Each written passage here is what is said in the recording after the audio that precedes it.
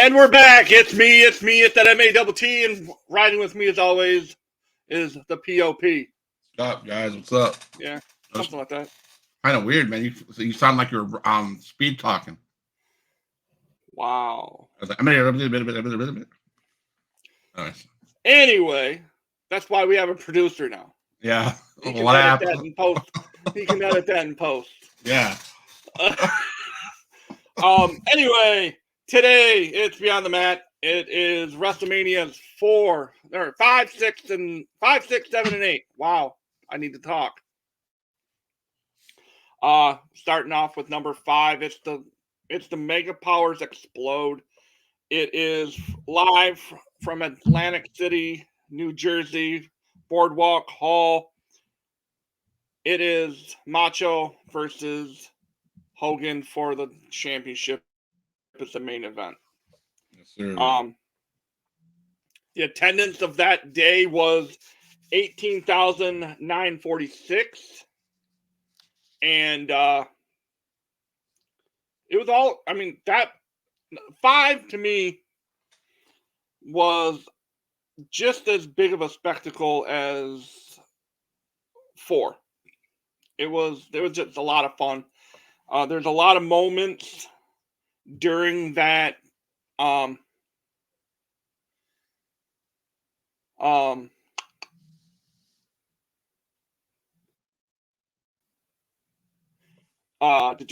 just a lot of moments, including a random Piper's Pit, that happened. We'll be talking about that here in a little bit. But the build up to 5 was epic. It legit was it's arguably one of the greatest storylines in WWE history. Right. It was long-term storytelling. And guys, I say this ad nauseum. That is what I love, long-term storytelling. And that match was building from the year before WrestleMania. Right. It took 12 months of build to get to that. We needed to be patient, and we were patient. We got the moments at Saturday night's main event where they turned on. Miss Elizabeth got knocked out. She got knocked out. So, and Hogan picks her up and takes her back and stays with her instead of returning and helping Macho Man. And then that's when stuff started turning with Macho. And it was just, again, it was a year of storytelling. And that's the beautiful part of wrestling. That doesn't happen as often nowadays as it did back then. Now, Matt, do you think it doesn't happen nowadays because we have 2 and 3 shows a week on those stuff? Because back then, if you remember right, Saturday night's main event was one of the moments that you're talking about where he did that. I think Macho Man bumped her off accidentally. She's laying there. Hogan comes up, takes her back to the locker room. Macho Man figures out what's going on. He comes back, and then you wait another week or 2, right, before you get another Saturday night's main event. It's not three shows each week trying to build a show. You know what I'm saying? Is that well, in your opinion, is that why? No, I think the reason we're not getting the long-term storytelling is because of social media. That's true too. We're because you don't get that build, and it's the instant gratification. I think the fans, as a fan base, we want. That's why a lot of people honestly hate on Roman and his title reign, including myself. Like I want a new champion. I want to see him lose, and it's not because I don't like Roman. I don't like his character. I'm just tired of seeing him with the title. Now, as a fan base, we want change. Like, we don't like the long, our attention span as a fan base has gone from, okay, let's just watch and wait and see what happens to. I want answers, and I want them now because I can Google Dave Meltzer and he'll tell me exactly what I want to hear. No, we need to just relax, watch the product, and just enjoy it for what it is. That's true. And I think that's why WWE doesn't do long-term storytelling, or pro wrestling in general doesn't do long-term like they did back in the 80s and 90s. Right. I mean, you talk about that, talk about the Mega Powers, they take it way back to SummerSlam when they were taking on the Mega Bucks, Andre the Giant, Ted DiBiase. You could sense some some tension there between Hogan and Macho Man as well. It all wraps around. Part of it wraps around jealousy. That was a good storyline of how they wrapped jealousy around it. That's probably one of my favorite. And it's probably I say it's favorite memorable because they did such a damn good job that we're still talking about it. What, 35 years later? Because that's one way. Go ahead. It is because it's centered. I mean, you want to say it's centered around jealousy. It's centered around Miss Elizabeth. Yes. And in the end game, it was Miss Elizabeth that supposedly, and I would like to think that Hogan wasn't chasing Elizabeth. He was chasing what was around his waist. Right. That's how I look at it. Like Hogan, he's like, listen, that's my title. I don't want your woman. I want your title. Right. Yeah. What everybody's saying. But like you said, man, that's probably one of the best moments in WrestleMania history. I mean, that's what we remember. Well, yeah. The match card was pretty even. Like there wasn't like outside of. I mean, obviously we had the main event with Mega Powers Collide, and we'll talk about that here in a little bit. But Hercules defeated King Haku. That was about 7 minutes long. That was a good opening match. Two big old, just big dudes beating on each other. Then you had the Twin Towers, Akeem and Big Boss Man. Yeah. What's funny to me, and I joke about it. It's the box of gimmicks, right?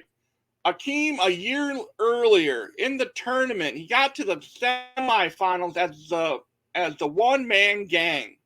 Okay. And then a year later, he's Akeem, the African Dream. Yeah, really? Yeah, right. And then they beat the Rockers. Sean and Marty, I believe that was their WrestleMania debut. Yep. Then we had Brutus Beefcake versus Ted DiBiase and Virgil. And when that one went 10 minutes, it was a double count out. So, I mean, Ted DiBiase just can't win at Mania. He's shown that. Yep. And if he does win, he cheats to win. So. Yep. Hey, sister. And then we have the Bushwhackers, Luke and Butch, against the Fabulous Rougeaus. Bushwhackers pick up the win on that one. Mr. Perfect beat the Blue Blazer. Okay, it is trivia time. I will leave in the comments, if you guys are watching this, leave in the comments who was the Blue Blazer at WrestleMania 5. No. He made his WrestleMania debut.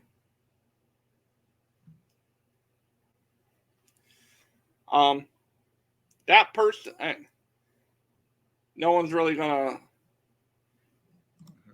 100% right. It was Owen Hart. Really? Okay. Yeah. And well, think about it. He was the Blue Blazer when he tragically passed away from dropping from the ceiling. Okay. Yeah. So that was he made his WrestleMania debut at WrestleMania 5. And he fought Perfect, and Perfect beat him. Then we had one of my favorite matches from the night. It was Demolition versus the Powers of Pain. Yes. Demolition was always one of my favorites. Here comes the axe. Here comes the smash. Yeah. You know, Warlord and Barbarian were just two massive dudes. Too, they were always a good time watching that. Then we had Rugged Ronnie Garvin taking on Dino Bravo with Frenchie Martin. Now I'm reading through the notes and everything, and I guess I didn't count the matches. This was one of the longer WrestleManias in the first 5.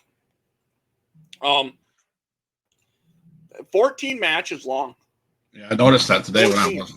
Yeah, and they said people are saying in the if you read through the history, they're saying that they calling this a one-match WrestleMania with a bunch of undercard matches. They had a few that were good, but 14. That's what that happens when you have 14 matches. I mean, come on, all of them aren't going to be solid. You know what I'm saying? It is, and that's also. It also is a testament to how big of the story at the end was. Correct. I mean, they really, really, really threw Hogan versus Macho. Like, they really jammed it down our throat for a good while leading into that.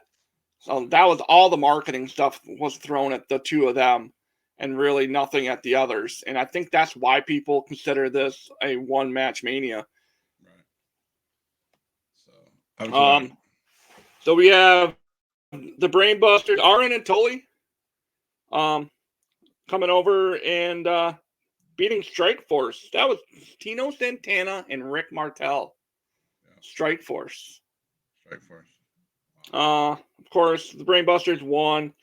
Jake the Snake defeated Andre by disqualification. And special guest referee Big John Studd. How crazy is that? This was 2 years after. Was it 2 years? No, 3 years after they had the duffel bag match, I believe. Okay. Now, was this the WrestleMania match that was Andre's last in-ring appearance at a WrestleMania? 5 was, yes. Okay.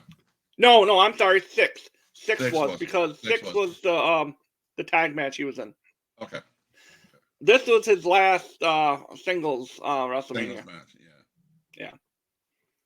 And then after that one, we had the Hart Foundation beating Rhythm and Blues. Rhythm and Blues. Honky Tonk and Greg Valentine. Yeah. Remember Honky Tonk had that, or Valentine used to have bleached blonde hair, and then we joined forces with Honky Tonk and dyed it like jet black. Yeah. It's like, are you kidding me right now? Ass that. And then a very good match happened next.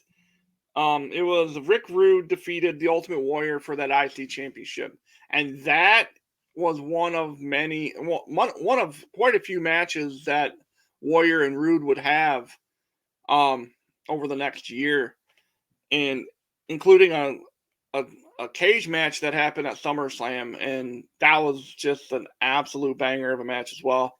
And we'll probably talk about that when we talk about SummerSlams. But Rick Rude had that whole, I'm gonna show all you West Virginia sweat hogs what a real man looks like. Dude had, I remember Rick Rude. Dude had the best freaking tights. The best. Well, yeah, it was the face of the guy he was wrestling on his ass. Yeah, I mean come on. Those were some sick tights. I mean, it was impressive. So people need to go get Rick Rude's gear and yeah. But Warrior and Rude that was a rivalry. That was one of the better rivalries of that generation, like that era. Then we had Bad News Bears Bad News Brown taking on Jim Duggan. Ended up in a double disqualification. I'm pretty tough guy. sure. Tough guy. Pretty sure that's the one where the 2x4 got used.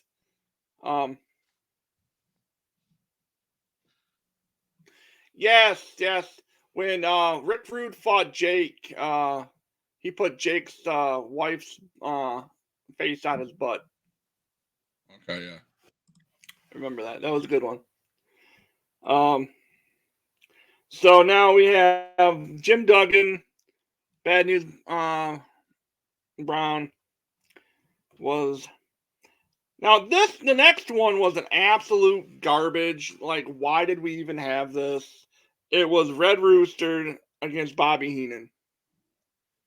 Like, that'd be like putting Bobby Heenan in a match like that is like, it would be like Paul Heyman getting in the ring today. It doesn't make any sense. Why are we doing this? I know, I understand it was for comedy purposes, but I guess. Right. So now we get to Hulk Hogan, the Mega Powers exploding. So I was just showing Matt I got a couple videos uploaded for this one. Let's pay attention. Let's look at how intense Macho Man is in his promo. Dude, he's crazy. So damn. Yeah. I mean, I'm drinking coffee, and I don't think I could even get. I mean, he might have dabbled in what Tony Khan is doing these days, but yeah. And then I found a longer one. Well, I won't play the whole thing, but Hulk Hogan had a promo too. So let's see. I'll probably original Hulk Hogan. Intense. It was about 3 more minutes longer, but I was like, man, that's intensity. That's what they brought. That, again, the promos. Okay, so it's so that whole Hogan promo, and I'm gonna throw this out there, and I'm not, by no means am I a professional. I've never been in the business. I've just been a fan of it since I was little. You gotta. So those promos were 3 to 5 minutes long, right? 3 to 5 minutes long. Now, how long are promos nowadays? 2 minutes, if. No, not nowadays. Like current days, you're talking 10 minutes in the ring. Oh yeah, 10 minutes. I'll be right back. So you go from having a promo that they get all they need to tell you. They tell their story in 2 to 3 minutes. And then, but now it takes a whole, like, pretty much a third. Think about it, a quarter of the first hour is promos on a Monday Night Raw. It doesn't. The promos don't need to be that long, is what I'm getting at. But for WrestleMania 5's main event, again, it's a year-long build-up. It was a culmination of all the drama, all the heightened drama, like the ups and downs, the jealousy, the just the intertwining of good storytelling, and that culminated with, again, I was telling Scott off camera, that this was at the height of the Hogan Must Pose era. Because if you looked at every WrestleMania, he main evented or was part of the main event. And he was part of the main event in 4 because he was at ringside helping Macho win the championship. Hogan Must Pose because he got in there and he celebrated with Macho. Number 5 came along. He goes in the Challenger and wins it again. He comes back and he wins. Hogan Must Pose, right? So that's pretty much. I mean that wraps it. That wraps 5 up. It was again the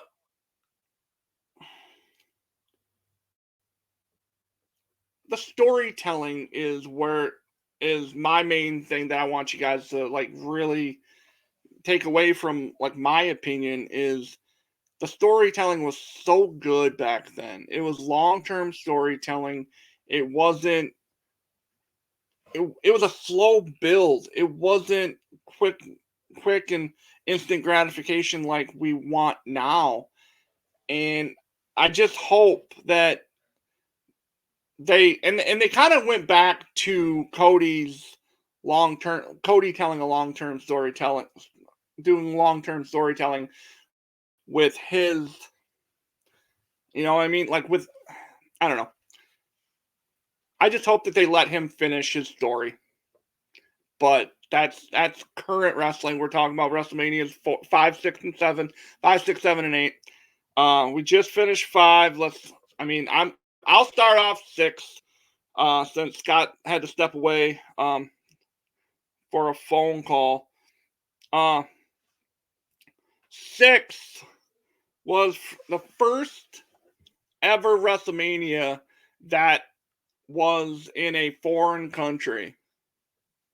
Granted, it was just across the bridge in Toronto. It was at Skydome, now called the Rogers Center. And it was the Ultimate Challenge. The main event of that one was Hogan versus Warrior. It was title for title. It was just electric. It was another big build. And the Ultimate Challenge, the attendance that night was 67,678. It had and this was one of my more.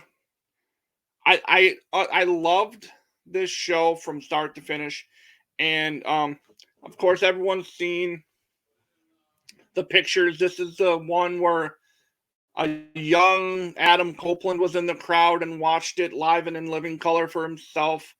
That's very well documented and talked about. And you know that would have been a hell of a WrestleMania to see.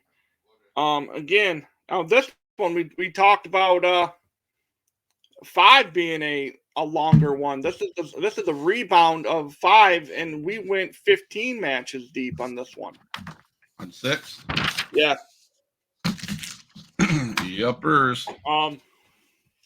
So, and by the way, if you guys like coffee or you need merch from the Huge Pop Wrestling Podcast, feel free to go over to ProWrestlingTees.com. Get yourself a Huge Pop Wrestling Podcast t-shirt. Drop Scott a DM and see how you can get one of those cups and one of these mugs. What are you doing? Get your Huge Pop. Buy the shirt. So anyway, WrestleMania 6 was a spectacle again. It was the Ultimate Challenge title for title. Warrior versus Hogan, 2 of the biggest characters at the time colliding at WrestleMania. Yeah.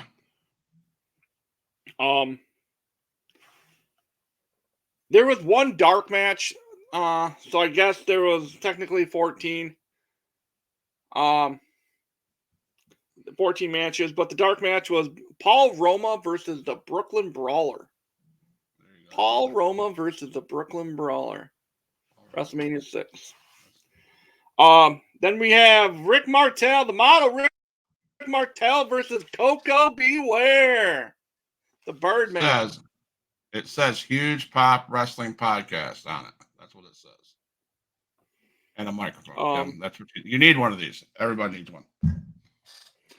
Sorry. Then we had for the tag team championship match, we had the Colossal Connection challenging Demolition, and the Colossal Connection was Andre versus Haku with Bobby the Brain Heenan in their corner. That right there was Andre's last in-ring match before his retirement. Demolition, that match lasted 9 minutes and 30 seconds, and quite honestly, that was about 4.5 minutes too long. Probably. And I'm a Demolition fan. And I didn't like that match. You could tell Andre wasn't in the best of conditions. He was moving very lethargic. It didn't feel like him. Like it didn't feel like an Andre the Giant match. Right. And the way they did it at the end, where I think Haku and him got into it after that match. They did. And basically he laid out Heenan and Haku and then got out of there. And I believe they used those ring carts during that one too. Okay. Probably did, yeah. And then we had Earthquake, second by Jimmy, Mouth of the South Heart, took on Hercules. Earthquake's WrestleMania debut. John Tenta. He was also, I believe, the Shark over on WCW. I think that's what his name was. But yeah, Earthquake makes his debut. He gets the win. Brutus Beefcake defeated Mr. Perfect and with the Genius. That one surprised me. I wasn't expecting Brutus to win that one at all. And in hindsight, he probably shouldn't have. Yeah, probably not. I mean, that Brutus won that because he was friends with Hogan. That's true. Next up, okay. So this WrestleMania has the only match in WrestleMania history that I'm aware of that had a match basically erased from the history of WrestleMania. Like, it's nowhere to be found except for right here on the Huge Pop Wrestling Podcast. Now, I don't want to watch the whole match, but Piper basically got canceled at that. This match got canceled on all platforms because of how risky and how inappropriate, because he did blackface. And not okay. It's not okay in this like, I mean, it wasn't okay then, but they pushed the envelope. Like Vince obviously didn't have a problem. Before there's a story that Hot Rod tells on multiple podcasts and other interviews that he's done. After that, he had a special paint that he used that wasn't going to rub off and leave and get all over the place. And he was given a special solution to use to get it off. Well, This was at the height of people doing ribs on each other, right? Mm-hmm. So Andre took his bottle that he had the solution on or in and dumped it out and put like warm, like just regular water and like vinegar in it, and it and here's Piper just scrubbing after the match. It's not coming off, not coming off. So he had to fly from Toronto, Canada, a home in Seattle, Washington, with and he's walking. He tells the story. He's walking down the Toronto airport, holding this big stuffed animal that he's taken home to his daughter, and it's sitting next to him on the plane, and he's sitting with black or with half black face and getting some of the most disturbing looks ever. So I always thought that was funny. That guy's genius. He really is. He is a genius. Yeah, I just have nothing bad to say about him. That was risky, and take risks. So I mean, he ended up winning that one. It ended up in a double count out because they spilled over and they were just beating out. It turned into a street fight. That it was a double count out. So, next up we had the Hart Foundation against the Bolsheviks, Volkov and Zhuklov. That was a 19-second match because I believe in that one they were singing the Russian national anthem, and Brett and Jim jumped them and got them 1, 2, 3 pretty quickly. It was like a 19-second. It was a 19-second match. The Barbarian versus Tino Santana squash match. That one lasted 4.5 minutes. 2.5 minutes too long. Yeah. Dusty Rhodes, the American Dream, baby, with Sapphire against Macho Man Randy Savage. So I want to point this out. 1 year prior, Macho Man was main eventing WrestleMania. He main evented 2 years in a row, and now he is mid card. It's crazy. That is crazy. Yep. Oh, that was a mixed tag match. It was Macho and Sensational Queen Sherry Martel. That woman. Everyone wants to talk about Sable and Trish and everything. Sherry Martel is one of the greatest female talents of all time. Mm-hmm. Like, she wrestles, or she's a damn good wrestler. She was a hell of a heel. She never was a babyface. She was always a heel. Right. And she was amazing at it. Then we went to the Orient Express versus the Rockers.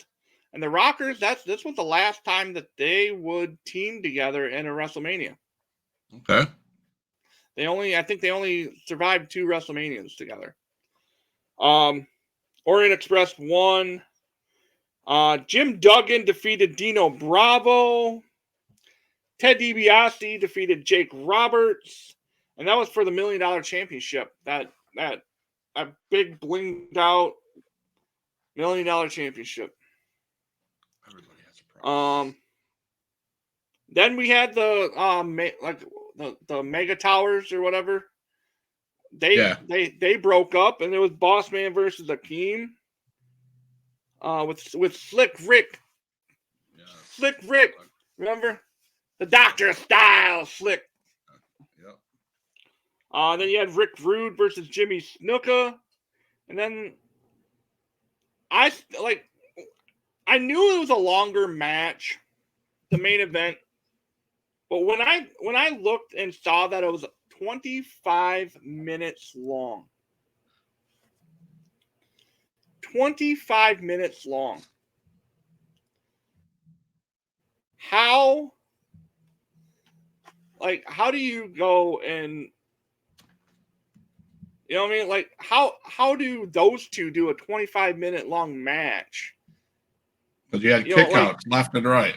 I mean, it was a marathon. Like for Hogan, it was a marathon match because Hogan, Hogan, and the moment at the end where Hogan raised his hand and gave him basically attempting to pass the torch was special. It truly was. It was special.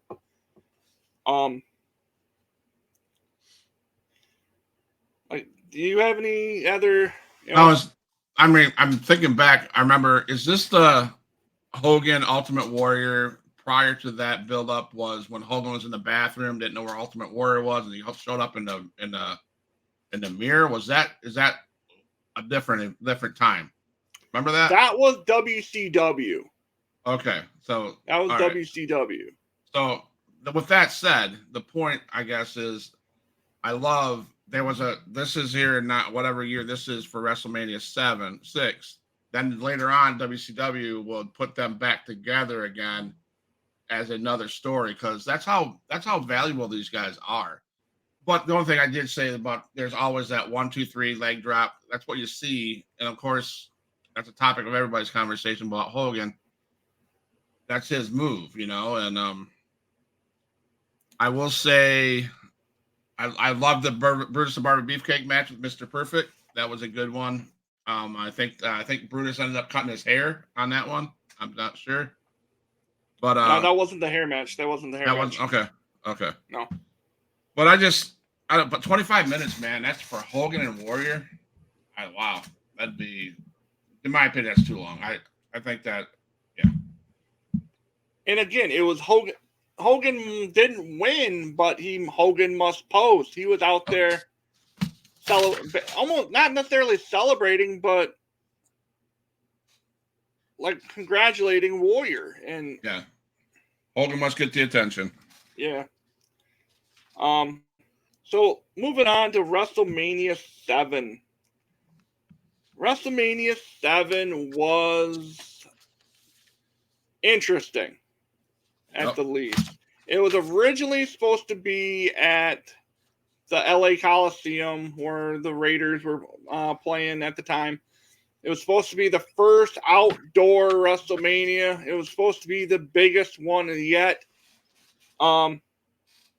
There's conflicting reasons why they moved from the Coliseum to the Los Angeles Memorial Sports Arena. Mm-hmm. People say that it was because they weren't able to sell out the venue, so they pivoted to a smaller venue. There was also talks about terrorist attacks. There was talks about because at the time Sergeant Slaughter was an Iraqi sympathizer, and they got death threats on him. They needed to beef up the security. There's so many different stories. The fact still remains: we had WrestleMania 7 in Los Angeles. We had the red, white, and blue versus the Iraqi sympathizer. Yep. And it was Superstars and Stripes Forever was the tagline. Yep. And they were in front of one of the smallest crowds in WrestleMania history. 16,158. 16,158. Wow, that's like a house show. Almost. I mean, that's like a Monday Night Raw. Yeah. Like in a small venue. That was. And I'm shocked because that's when they debuted Undertaker then in WrestleMania 7. That was his first WrestleMania. Yes. Wow. And to only have that many people, you'd think that would draw more people, or they would have been in a bigger venue for more people. Well, like I said, they were originally supposed to be at the Coliseum. Right. But this one had one dark match. It was the Brooklyn Brawler again putting over another talent in Coco Beware. And that was a 6-minute long little match for the warm-up. And I misquoted. I am sorry. This is the WrestleMania 7. The Rockers had the opening match. And they beat the Barbarian and Haku. That was one of those matches that it was David versus Goliath kind of thing. It was just two massive dudes gonna just go blows with these smaller, more athletic guys. Right. Then we had Texas Tornado versus Dino Bravo with Jimmy Hart, Kerry Von Erich. The British Bulldog defeated the Warlord with Slick. Now that was Davey Boy Smith's first singles match at WrestleMania. Oh wow! And he ended up winning it. It was almost just a little over 8 minutes long. Then we have the Nasty Boys, Jerry Saggs, Brian Knobbs against the Hart Foundation for the tag team titles. Okay. The Nasty Boys were just that. They were nasty. They were nasty. A very good tag team.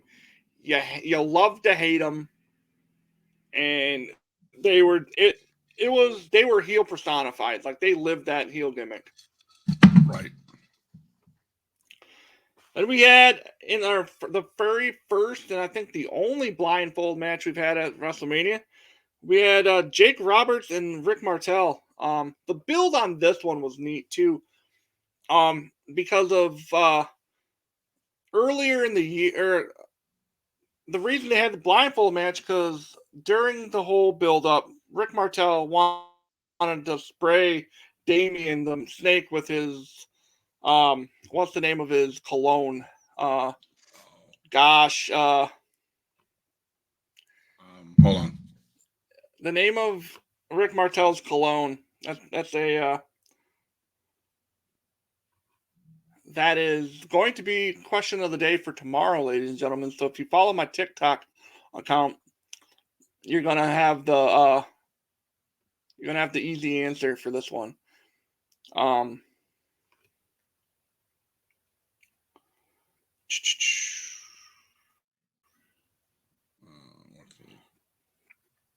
Oh, and I should know this, and it's really killing me that I don't. Anyway, arrogance. Yes, arrogance. He tried. He had that homemade. It looked like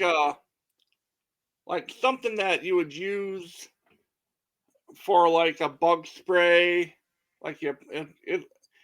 and he was trying to like spray Jake's bag with it, and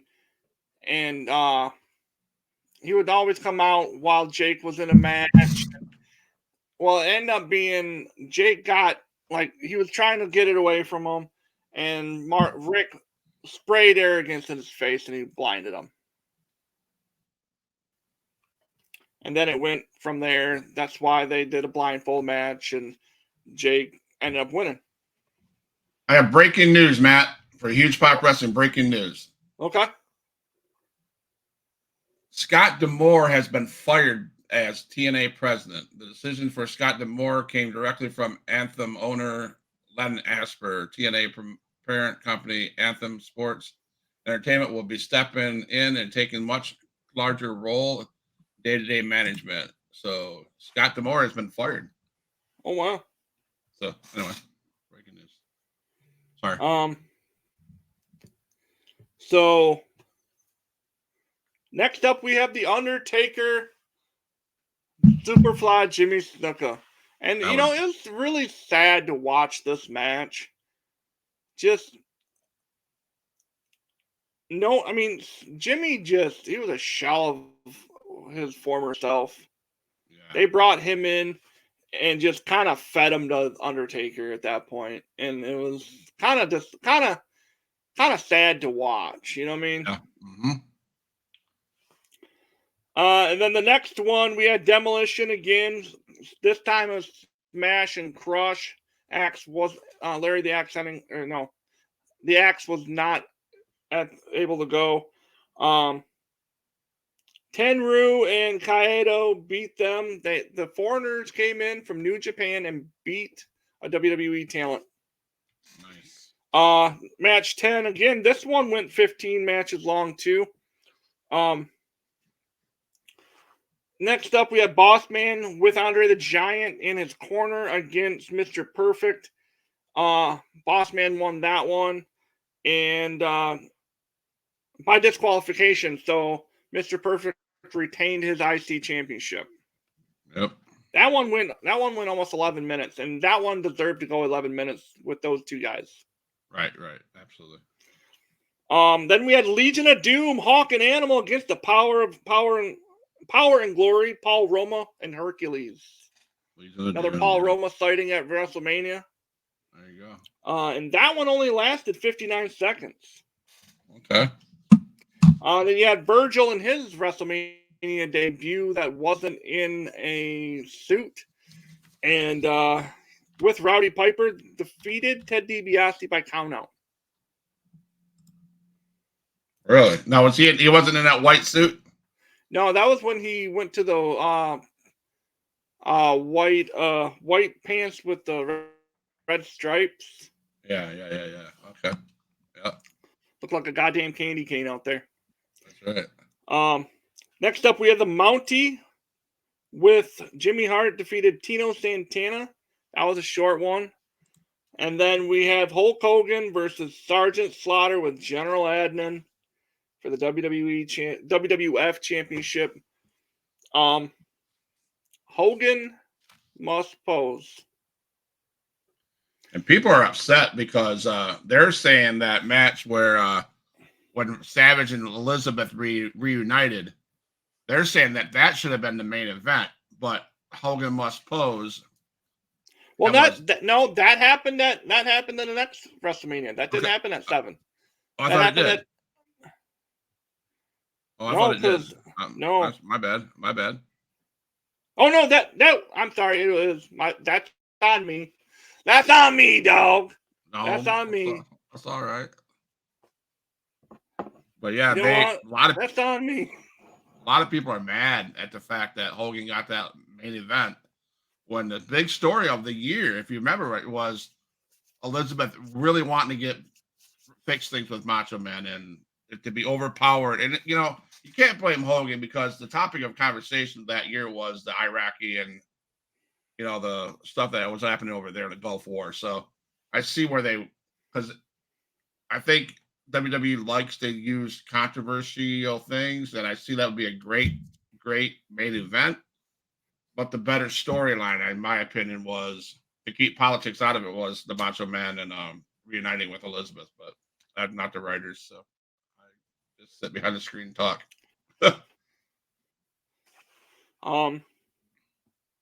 And that was the first and only time that Sergeant Slaughter main evented a WrestleMania. Really? I think that's the only first and last time that he was in a WrestleMania. Okay. 9 minutes. Next year, we're gonna speed through this one, even though this is actually one of my all-time favorite WrestleManias. WrestleMania 8 from the Hoosier Dome had everything. Yep. Everything. It did. The Hoosier Dome, friendship torn apart, the Macho versus Flair affair. Wow, what a build. I'm not going to go through all of the card. The Hoosier Dome housed 62,167 people. A big jump up from 16,000 from the year before. Yeah. And we had Shawn Michaels making his singles debut. Yep. We had Undertaker, of course. This match, go back and watch Jake versus Taker. Yeah. And listen to Bobby Heenan. Just listen to him on play-by-play. It is outstanding. Yep. Bret Hart, Rowdy Piper for the IC Championship. Yep. Wow. Yep. Hell of a match. They had Boss Man, Virgil, Slaughter. Oh, I'm sorry. I'm just full of bullshit apparently today. I need to check my facts a little bit more. Slaughter appeared in this one too. My bad. Again, hey, I'm human. Savage versus Flair. That build was amazing. I might have to start off the show next week talking about just that. Yeah. There's lots to talk about that on that one. And then Owen Hart, his debut as Owen Hart against Skinner. And then Hogan versus Sid Justice. And I tell you what, guys, the two matches, the two co-main events, we'll lead off next week and dive into those because, listen, I'm going to be completely honest with you. WrestleMania 9 was absolute drizzling shits. It was my least favorite WrestleMania. Okay. Period. It was from Las Vegas. It sucked. I wish they could just take that completely out of the history books. Well, I'll rip on it a lot next week, but we won't spend that much time. But we're going to start off next week talking about the two main events since we are teetering towards the hour limit that we have each week.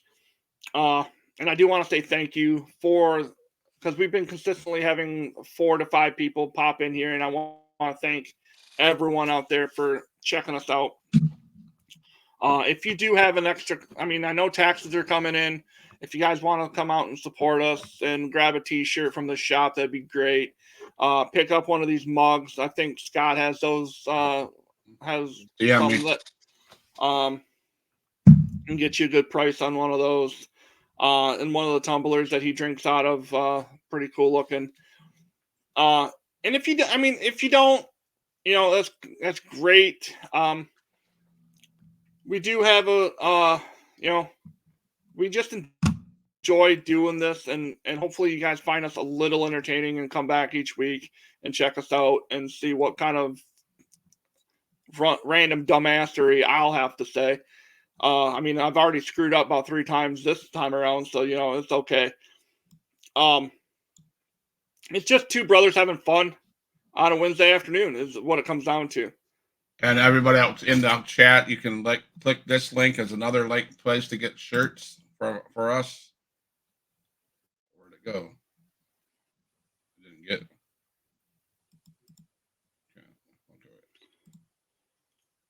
There you go. Click that link. We also have the same shirts that you can find on Pro Wrestling Tees at this link right here. There's that right there, Knockout Shop.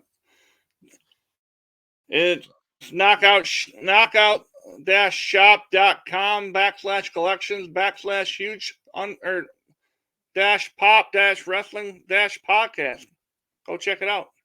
And so I know the wife is working hard on more designs and merch, so we'll see more coming up. It's been a slow start to the year, but things are picking up, and Matt, I'll let you close it. Don't forget you have a show tonight, right?